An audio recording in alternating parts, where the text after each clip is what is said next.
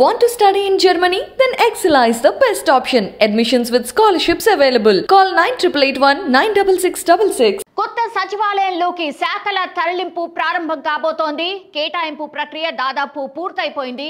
అధికారులు ఉద్యోగులకు సంబంధించిన కసరత్తు చివరి దశలో ఉంది. ప్రారంభోత్సవం రోజు నుంచే పూర్తి స్థాయిలో కార్యకలాపాలు సాగాలన్న సీఎం కేసీఆర్ ఆదేశాలకు అనుగుణంగానే ఉన్నతాధికారులు ప్రస్తుతమైతే ఏర్పాట్లు కూడా చేసేస్తున్నారు. రాష్ట్ర నూతన పరిపాలనా సౌధం ఈ నెల 30న ప్రారంభోత్సవం కాబోతోంది. అధునాతనంగా సువిశాలంగా అధికారులు ఉద్యోగులు ఆహ్లాదకరమైన వాతావరణంలో పనిచేసేలా కొత్త సచివాలయం భవనాన్ని నిర్మించారు. ఈ పనులన్నీ దాదాపు పూర్తి కావచ్చాయి. భవనం ప్రస్తుతం తుది మెరుగులు దిద్దుకుంటోంది. ఇంకా మిగిలి ఉన్న పనులన్నీ ఈ నెల 28 తేదీ కల్లా పూర్తి చేయాలని గడువు నిర్దేశించుకున్నారు.